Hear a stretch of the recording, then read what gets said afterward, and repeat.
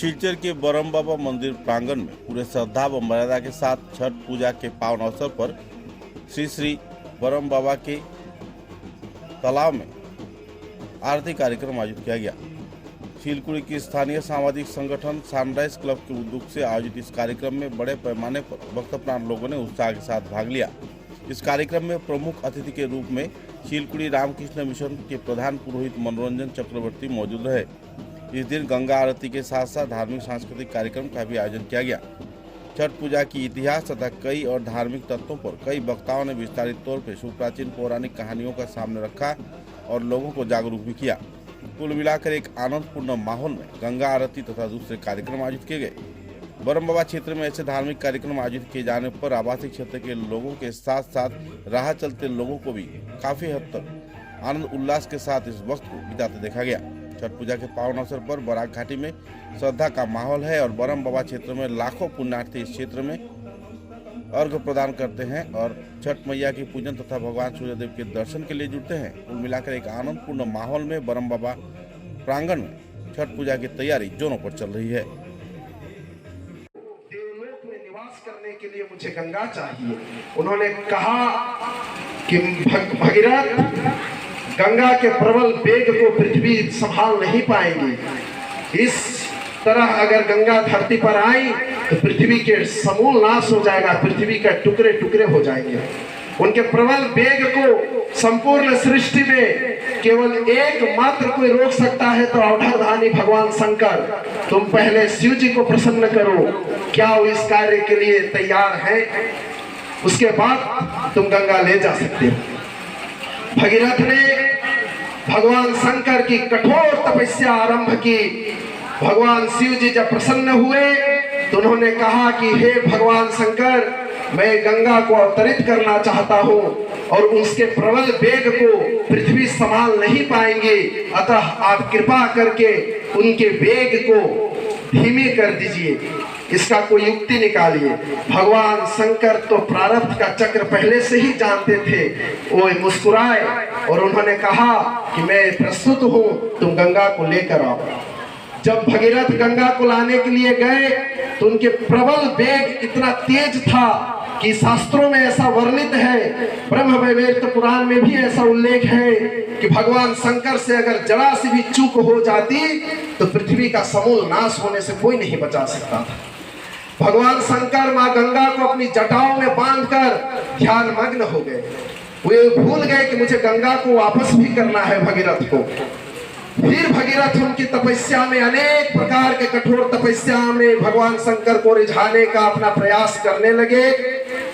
जब भगवान शंकर प्रसन्न हुए तब गंगा मां भगीरथ के साथ धीरे धीरे पृथ्वी की ओर आने लगे। अपनी जटाओं में गंगा को बांध लेने के कारण भगवान शंकर का एक नाम गंगाधर भी है, इसलिए हम लोग भगवान शंकर को गंगाधर भी कहते हैं। जब महाराज भगीरथ गंगा को लेकर पृथ्वी की ओर आने लगे और जैसे ही उनके पूर्वजों के ढेर हुई उस राख पर गंगा का स्पर्श हुआ, उनके पूर्वज मुक्त हो गए और देवलोक में जाकर निवास पा गए। गंगा के पृथ्वी पर अवतरित होने के कारण उस समय के जलाचर, भूचर एवं समस्त वनस्पतियों सहित सभी जीव जंतु अनेक प्रसन्न हुए। मां गंगा मुक्तकामी चेतना का मार्ग है। मां गंगा जब पृथ्वी पर अवतरित हुई, इससे उस वक्त पृथ्वी पर बहुत कोलाहल मच गया। तीव्र वेग शांत होने के बाद भी लगा कि पृथ्वी का नाश हो जाएगा, तो इस स्थिति में महर्षि जन्हू ने गंगा का पान कर लिया और संपूर्ण गंगा को अपने उदर में समा लिए, जिससे उन्हें फिर से भगीरथ ने मनाया कि हे महर्षि, गंगा के प्रबल वेग को भगवान शंकर ने शांत कर दिया है, अब पृथ्वी का नाश नहीं होगा, कृपया आप गंगा को वापस कर दीजिए। तो महर्षि जन्हू ने अपने कान के मार्ग के द्वारा गंगा को वापस किया। इसीलिए महर्षि जन्हू के द्वारा दोबारा प्रदत्त की गई इस धरती पर जो गंगा माँ है, उनका एक नाम जाह्नवी भी है। महर्षि जन्हू की पुत्री होने के नाते उनका नाम जाह्नवी है। इससे जब देव नदी इस धरती पर प्रवाहमान हो गई, प्रवाहित हो गई, संपूर्ण जीव जंतु खुशहाल हो गए। और तब से गंगा माँ जब इस धरती पर आई थी, उस तिथि है ज्येष्ठ महीने की, जेठ महीने की शुक्ल पक्ष की 10वीं तिथि, जिसे गंगा दशहरा के रूप में भी मनाया जाता है। गंगा दशहरा के रूप में मनाए जाने वाला गंगा दशहरा के त्योहार को जब भी माताएं बहनें गंगा की पूजा अर्चना करती हैं, इससे उनके पति पुत्र दीर्घायु होते हैं, सौभाग्यवती स्त्रियों का श्रृंगार अमर रहता है। माँ कई प्रकार के अभिष्ट फलों की प्राप्ति देने वाली है। माँ गंगा की आराधना करना अपने आप में निरंतर एक भक्ति मार्ग का उत्थान होता है। माँ गंगा की आराधना करने से सफल मनोकामनाएं पूर्ण हो जाती हैं। गंगा जब उत्तराखंड के गोमुख पर्वत से निकलती है तो पापदायिनी भागीरथी के रूप में निकलती है, और हरिद्वार में जब देवप्रयाग नदी में प्रवाहमान होने वाली अलकनंदा के साथ मिल जाती है तो वहां से गंगा के रूप में प्रवाहित होते हुए संगम में मंदाकिनी के नाम से, और वहां से बंगाल की खाड़ी में हुगली होते हुए सुंदरबन तक पद्मा के नाम से प्रवाहमान है। माँ गंगा के भक्तों के द्वारा उन्हें कई नामों से भी पुकारा जाता है। अलकनंदा, मंदाकिनी, सूरसरिता, देवनदी, विष्णु जी के पद से निकलने के कारण विष्णुपति, शिव जी के जटाओं में निवास करने के कारण शिवप्रिया, सूरसरिता आदि नामों से भी ये जानी जाती है। माँ गंगा के इस अवतार को हम नतमस्तक प्रणाम करते हैं। और आज छठ महापर्व के पावन शुभ अवसर पर व्रतियों के द्वारा गंगा आमंत्रण के अवसर पर सनराइज क्लब के द्वारा इस नव्य भव्य परंपरा को गंगा आरती में परिवर्तित करने वाले इनके आध्यात्मिक प्रयास को मैं प्रशंसा करता हूं, जिसके लिए उन्होंने एक आध्यात्मिक चेतना का मार्ग प्रशस्त किया है, जिससे संपूर्ण जन कल्याण की भावना इसमें निहित है। महाराजा सगर के द्वारा जो कहानी वर्णित है, उससे उस कहानी की एक सीख ये है कि 60,000 पुत्र जो वर्णित है कहानी में, वो 60,000 पुत्र महाराजा के सैनिक थे। किसी भी संस्थान, किसी भी राजनायक या किसी भी कुल घराने के जो बड़े होते हैं, वे अपने सैनिकों को, अपने सहयोगी कर्मचारियों को जब अपने पुत्र की तरह मानते हैं, तो ऐसे ही व्यक्तियों के अश्वमेध का घोड़ा तीनों लोकों में दौड़ता रहता है। दूसरा प्रतीक ये है कि जब शक्ति पाइए तो उसमें विवेक का अंकुश लगाना बहुत अनिवार्य होता है। शक्ति के मद में 60,000 पुत्रों के द्वारा अश्वमेध यज्ञ का नाश हो जाना, ये हमें सीख देती है कि शक्ति के साथ साथ समर्थवान पुरुषों को विवेक का अंकुश लगाना अति अनिवार्य होता है। आज की इस सभा में मैं माँ गंगा का स्मरण करते हुए ओम गंगा विश्वरूपिणे नारायणे विष्णुपदे नमः इस मंत्रों के साथ अपने वक्तृता का विराम देता हूँ। और मेरी भी हृदय अंतस्य प्रार्थना माँ गंगा के श्री चरणों में निवेदन है कि इस क्षेत्र के साथ संपूर्ण विश्व का कल्याण हो। माँ का अभिष्ट अनुकंपा हम सभी के ऊपर हमेशा बना रहे। हमारे द्वारा और इस सनराइज क्लब के द्वारा जो आध्यात्मिक प्रयास सुचारू रूप से किया गया है, जिसका सफलतम आज 3 वर्ष है, ये आने वाले सतयायु हो, 100 वर्ष 1000 वर्षों तक के कार्यक्रम सफलीभूत होता रहे। इन्हीं मनोकामनाओं को संकल्प के रूप में माँ भगवती गंगा के श्री चरणों में अर्पित करते हुए मंचासीन सभी धर्मानुरागी भक्त वृंदों के प्रति अपना हृदय अंतस आभार व्यक्त करते हुए अपने भाषण को विराम देता हूँ। एक बार प्रेम से बोलिए गंगा मैया की, श्री श्री ब्रह्म बाबा की। बहुत बहुत धन्यवाद। बहुत बहुत धन्यवाद।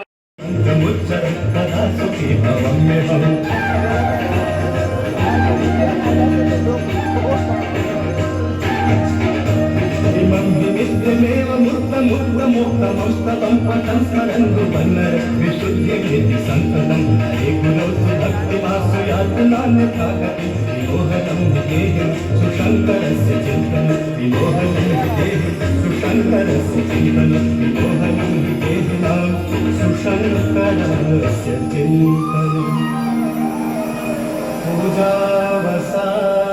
में दशपत्र गीतम् यः शम्भो पूजन परं पठति प्रदोषे तस्य तिराङ्गत गजेन्द्र तुरङ्गयुक्ता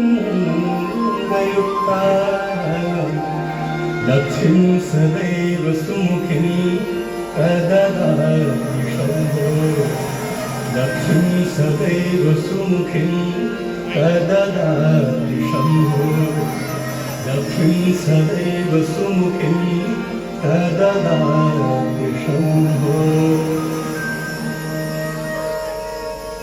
श्रीगङ्गा स्तोत्रम् देवी सुरेश्वरी भगवती गंगे देवी सुरेश्वरी भगवती गंगे देवी सुरेश्वरी भगवती गंगे त्रिभुवन तारिणी तरल तरंगे त्रिभुवन तारिणी तरल तरंगे शंकर मौली बिहारिणी विमले निर्गुणाय गुणात्मने समस्त जगदाधार मूर्तय श्री लंकटूराम ब्रह्मणे नमः।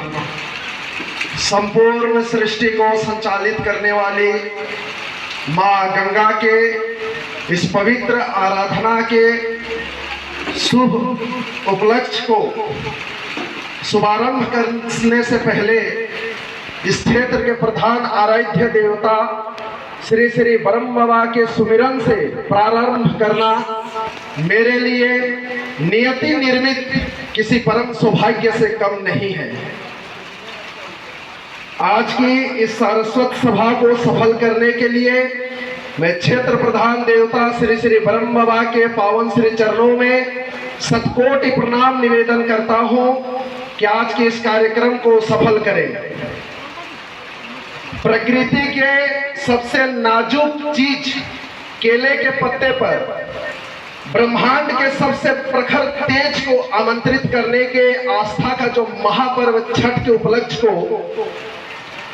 उपलक्ष्य में छठ व्रती माताएं जब गंगा को आमंत्रित करने आती हैं, उस आमंत्रण के शुभ अवसर को नैव्य भव्य परंपरा में परिवर्तित कर गंगा आरती के रूप में परिवर्तन करने वाले सनराइज क्लब के द्वारा ये आध्यात्मिक प्रयास प्रशंसनीय है। मैं इस क्लब के द्वारा आज की इस सारस्वत सभा में हमारे बीच सादर आमंत्रित आज के सभा के मुख्य अतिथि रामकृष्ण मिशन के आदरणीय स्वामी जी, मंच पर उपस्थित दक्षिण असम प्रांत के ऐतिहासिक तीर्थ स्थल श्री श्री ब्रह्म बाबा मंदिर के प्रधान आचार्य आदरणीय श्री सविता शर्मा जी, मंच पर उपस्थित हमारे शिलपुरी चाय बागान के महाप्रबंधक श्री विकास पटेल जी, सह प्रबंधक ध्रुवनाथ सिंह जी, मंचासीन पश्चिम सोनाई जिला परिषद आदरणीय श्री मानव सिंह जी, ब्रह्म बाबा मंदिर परिचालना समिति के सह सचिव आदरणीय श्री सुवचन वाला जी एवं आमंत्रित सभी मुख्य अतिथि एवं बराक घाटी के भिन्न भिन्न क्षेत्र से यहाँ उपस्थित सभी धर्मानुरागी भक्तवृंद एवं महानुभावों को मैं हार्दिक स्वागत करता हूँ। शास्त्रों में वर्णित है पृथिव्याम त्रीणि रत्नानि अन्न जलम सुभाषितम, मतलब पृथ्वी में 3 रत्न ईश्वर के द्वारा प्रदत्त ऐसे हैं जो अन्न है जिससे शरीर चलता है, सुभाषित मतलब वे वचन, वे सूक्तियां, वे आदर्श जो जीवन को प्रेरित करती है, जिन्हें योग्य बनाती है।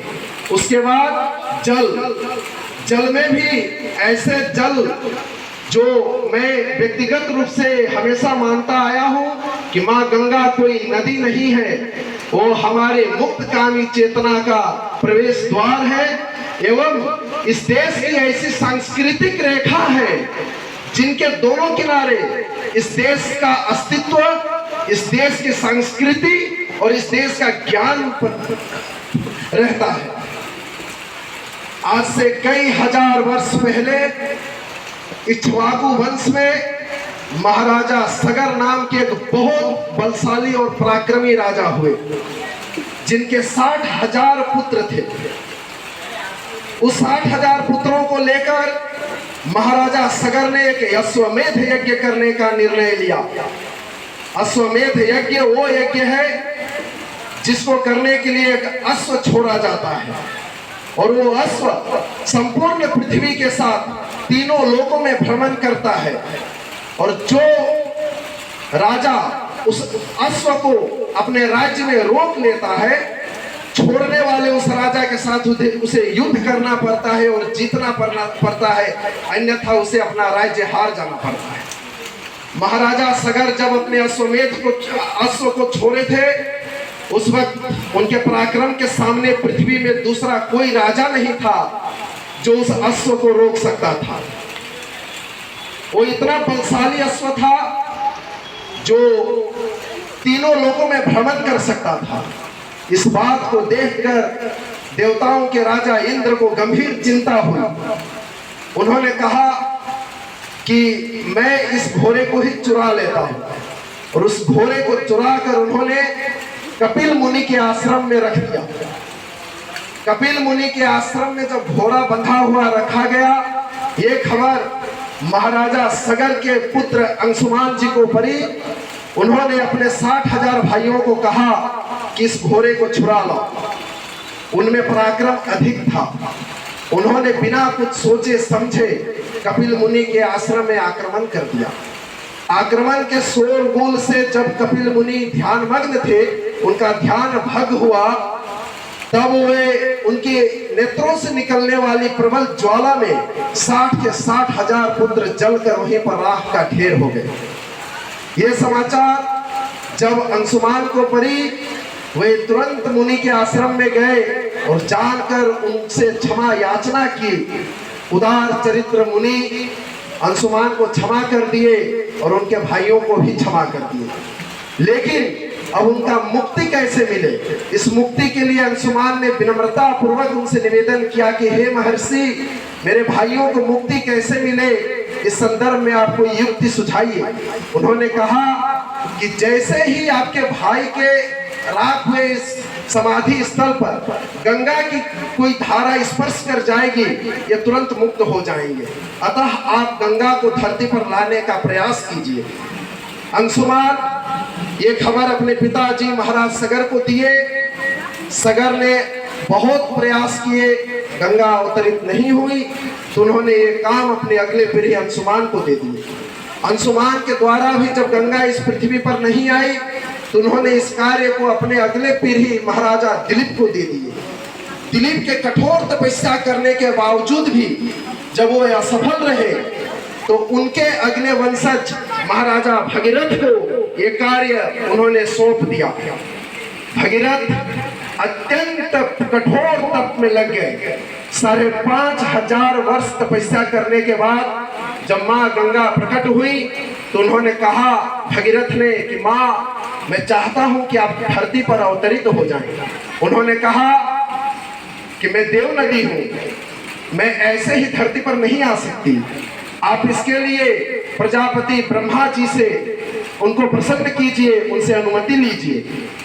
तब लगभग 11,000 वर्षों तक महाराजा भगीरथ ने प्रजापति ब्रह्मा जी की कठोर तपस्या की उपासना की। ब्रह्मा जी सरल मना है, वो जब प्रकट हुए तो उन्होंने कहा कि वत्स वरदान मांगो। तो उन्होंने कहा कि हे ब्रह्मा जी, मुझे गंगा जी को अवतरित करना है धरती पर। मेरे पूर्वजों की आत्मा को देवलोक में निवास करने के लिए मुझे गंगा चाहिए। उन्होंने कहा कि भगीरथ, गंगा के प्रबल वेग को पृथ्वी संभाल नहीं पाएगी। इस तरह अगर गंगा धरती पर आई तो पृथ्वी के समूल नाश हो जाएगा, पृथ्वी का टुकड़े टुकड़े हो जाएंगे। उनके प्रबल वेग को संपूर्ण सृष्टि में केवल एकमात्र कोई रोक सकता है तो अवधाधानी भगवान शंकर। तुम पहले शिव जी को प्रसन्न करो, क्या वो इस कार्य के लिए तैयार है, उसके बाद तुम गंगा ले जा सकते हो। भगीरथ ने भगवान शंकर की कठोर तपस्या आरंभ की। भगवान शिव जी जब प्रसन्न हुए तो उन्होंने कहा कि हे भगवान शंकर, मैं गंगा को अवतरित करना चाहता हूँ और उसके प्रबल वेग को पृथ्वी संभाल नहीं पाएंगे, अतः आप कृपा करके उनके वेग को धीमे कर दीजिए, इसका कोई युक्ति निकालिए। भगवान शंकर तो प्रारब्ध का चक्र पहले से ही जानते थे। वो मुस्कुराए और उन्होंने कहा कि मैं प्रस्तुत हूँ, तुम गंगा को लेकर आओ। जब भगीरथ गंगा को लाने के लिए गए तो उनके प्रबल वेग इतना तेज था कि शास्त्रों में ऐसा वर्णित है, ब्रह्म वैवर्त पुराण में भी ऐसा उल्लेख है कि भगवान शंकर से अगर जरा सी भी चूक हो जाती तो पृथ्वी का समूल नाश होने से कोई नहीं बचा सकता था। भगवान शंकर मां गंगा को अपनी जटाओं में बांधकर ध्यान मग्न हो गए। वे भूल गए कि मुझे गंगा को वापस भी करना है भगीरथ को। फिर भगीरथ उनकी तपस्या में अनेक प्रकार के कठोर तपस्या में भगवान शंकर को रिझाने का अपना प्रयास करने लगे। जब भगवान शंकर प्रसन्न